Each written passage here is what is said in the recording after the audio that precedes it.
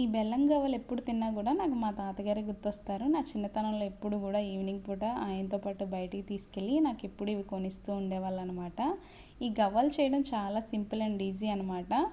ఈ ప్రాసెస్ అంతా కూడా చూడండి, మీకు కూడా హెల్ప్ఫుల్గా ఉంటుందని అనుకుంటున్నాను. సో ఫస్ట్ రెసిపీలోకి వచ్చేద్దాము.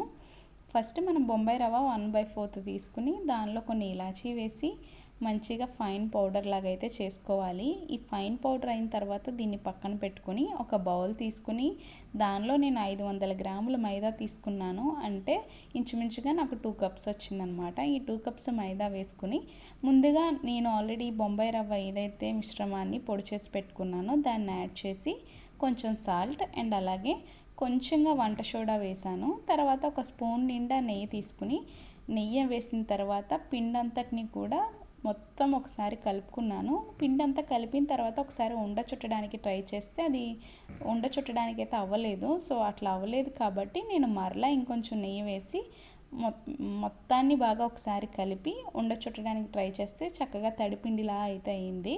అప్పుడు నేను కొంచెం కొంచెంగా వాటర్ యాడ్ చేసుకుంటూ మొత్తం ఆ మిశ్రమాన్ని పూరి పిండిలాగా అయితే కలుపుకొని పక్కన పెట్టుకున్నాను.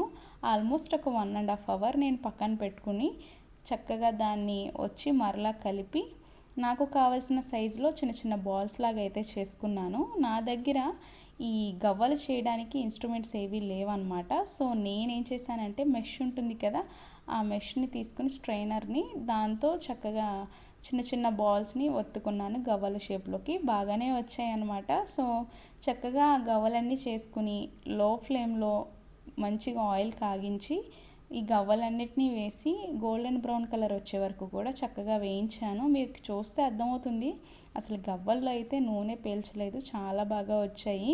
నేను ఇలా చేస్తూనే ఉన్నాను, పక్క నుంచి మా వారు మా చెల్లెలు తింటూనే ఉన్నారు. వట్టిగా కూడా అంత బాగున్నాయంట. సో ఇంకా ఈ లోపు అయితే పాకం పట్టడానికి నేను అన్నీ రెడీ చేసుకున్నాను.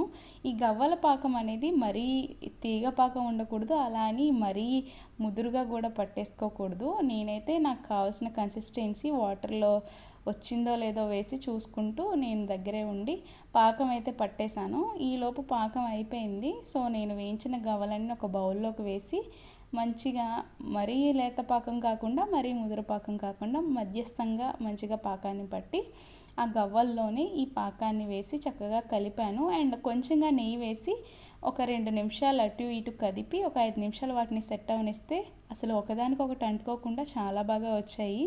ఆ రోజు ఈవినింగ్తోనే